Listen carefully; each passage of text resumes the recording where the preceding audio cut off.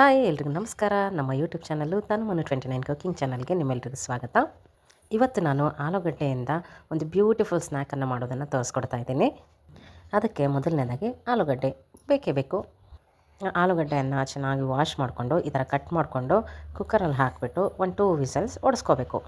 ಆನಂತರ ಬೆಂದಿರೋ ಆಲೂಗಡ್ಡೆ ಸಿಪ್ಪೆಯನ್ನೆಲ್ಲ ತೆಗೆದುಬಿಟ್ಟು ಚೆನ್ನಾಗಿ ಸ್ಮ್ಯಾಶ್ ಮಾಡ್ಕೋಬೇಕು. ಸ್ಮ್ಯಾಶರ್ ಸಹಾಯದಿಂದನಾದರೂ ಮಾಡ್ಕೊಳ್ಳಿ, ಇಲ್ಲ ಕೈಯಲ್ಲಾದರೂ ಈ ಥರ ಸ್ಮ್ಯಾಶ್ ಮಾಡ್ಕೊಳ್ಳಿ.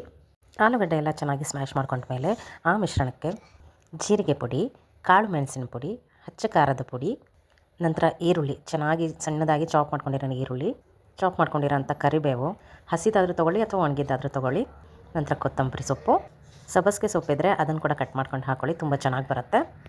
ಈ ಎಲ್ಲ ಐಟಮ್ಸನ್ನು ಹಾಕಿಬಿಟ್ಟು ಚೆನ್ನಾಗಿ ಮಿಕ್ಸ್ ಮಾಡ್ಕೊಳ್ಬೇಕು.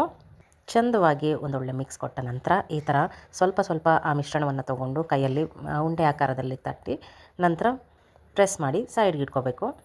ಆಲೂಗಡ್ಡೆಯನ್ನು ಬೇಯಿಸುವಾಗ ನಾನು ಉಪ್ಪನ್ನು ಹಾಕಿಲ್ಲ, ಸೊ ಈ ಮಿಶ್ರಣಕ್ಕೆ ಸ್ವಲ್ಪ ಉಪ್ಪನ್ನು ಹಾಕಿಬಿಟ್ಟು ಅನಂತರನೇ ಕಲಿಸ್ಕೊಳ್ಳಿ. ಉಪ್ಪು ನೋಡ್ಕೊಂಡು ಹಾಕಿ, ಯಾಕೆ ಅಂದರೆ ನೆಕ್ಸ್ಟು ಕಡಲೆ ಹಿಟ್ಟಿಗೆ ಕೂಡ ಉಪ್ಪನ್ನು ಹಾಕಿಬಿಟ್ಟು ಕಲಿಸ್ಬೇಕು. ಸೊ ಈ ಥರ ಎಲ್ಲ ಆಲೂಗಡ್ಡೆಯ ಬಿಲ್ಲೆಗಳನ್ನು ರೆಡಿ ಮಾಡಿಕೊಂಡ ನಂತರ ನಾವು ಕಡಲೆ ಹಿಟ್ಟನ್ನು ಕಲಿಸ್ಕೊಳ್ಳೋಣಂತೆ. ಕಡಲೆ ಹಿಟ್ಟಿನ ಮಿಶ್ರಣವನ್ನು ಕಲಿಸ್ಕೊಳ್ಳೋದಕ್ಕೆ ಮೊದಲನೇದಾಗಿ ಒಂದು ಬೌಲ್ಗೆ ಕಡಲೆ ಹಿಟ್ಟನ್ನು ಹಾಕ್ಕೊಳ್ಳಿ.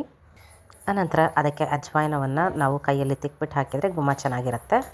ನೆಕ್ಸ್ಟು ಜೀರಿಗೆ, ನೆಕ್ಸ್ಟು ರುಚಿಗೆ ತಕ್ಕಷ್ಟು ಉಪ್ಪು, ಹಾಗೆ ಸೋಡಾ ಪುಡಿ ಇಷ್ಟನ್ನು ಹಾಕ್ಕೊಂಡು ಚೆನ್ನಾಗಿ ಒಂದು ಸಾರಿ ಮಿಕ್ಸ್ ಮಾಡಿಕೊಂಡ ನಂತರ ಸ್ವಲ್ಪನೇ ನೀರು ಹಾಕ್ಕೊಂಡು ನಾವು ಕಲಿಸ್ಬೇಕಾಗತ್ತೆ. ನೋಡಿ, ಒಳ್ಳೆ ಹದವಾಗಿ ಹಿಟ್ಟನ್ನು ಕಲಸಿದರೆ ತುಂಬ ಚೆನ್ನಾಗಿ ಬರುತ್ತೆ ಬೋಂಡ.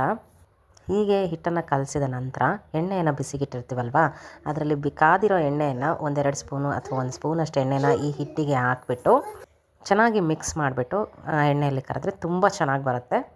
ಹಿಟ್ಟನ್ನು ಕಲಸಿದ ನಂತರ ಆಲೂಗಡ್ಡೆಯ ಬಿಲ್ಲೆಗಳಿರುತ್ತಲ್ಲ ಅದನ್ನು ಈ ಹಿಟ್ಟಲ್ಲಿ ಅದ್ದಿ ನಾವು ಎಣ್ಣೆಯಲ್ಲಿ ಬಿಡ್ತಾ ಹೋಗೋದು ಅಷ್ಟೇ. ನಿಮಗೆ ಕೈಯಲ್ಲಿ ಎದ್ದುಬಿಟ್ಟು ಬಿಡೋದಕ್ಕೆ ಬರೋದಿಲ್ಲ ಅಂದರೆ 1 ಸ್ಪೂನಿನ ಸಹಾಯದಿಂದ ಕೂಡ ಎತ್ತಿಬಿಟ್ಟು ಎಣ್ಣೆಯಲ್ಲಿ ಹಾಕಬಹುದು. ನೋಡಿ, ಯಾವತ್ತೇ ಆಗಲಿ ನಾವು ಬೋಂಡಾ ಬಜ್ಜಿ ಕರೆಯುವಾಗ ಮೀಡಿಯಮ್ ಫ್ಲೇಮಲ್ಲಿ ಇಟ್ಕೊಂಡಿರಬೇಕು. ಎಣ್ಣೆ ತುಂಬ ಬಿಸಿನೂ ಆಗಿರಬಾರ್ದು, ತುಂಬ ಕಾದಿರ್ದಲ್ಲೇ ಇರಬಾರ್ದು. ಹಿಟ್ಟು ಕಲಸಿದ ಮೇಲೆ ಸ್ವಲ್ಪ ಹೊತ್ತು ಬಿಡಬೇಕು, ಆ ಥರ ಎಲ್ಲ ಏನಿಲ್ಲ. ಕಲಸಿದ ತಕ್ಷಣವೇ ಬಜ್ಜಿ ಬೋಂಡ ಮಾಡಬಹುದು, ತುಂಬಾ ಚೆನ್ನಾಗಿ ಬರುತ್ತೆ. ಈ ಬೋಂಡವನ್ನು ನಾವು ಟೊಮೆಟೊ ಕೆಚಪ್ ಜೊತೆಗೆ ತಿಂದರೆ ಅಂತೂ ಸಖತ್ತಾಗಿರುತ್ತೆ. ಇದಾಗಿತ್ತು ಇವತ್ತಿನ ಒಂದು ರೆಸಿಪಿ.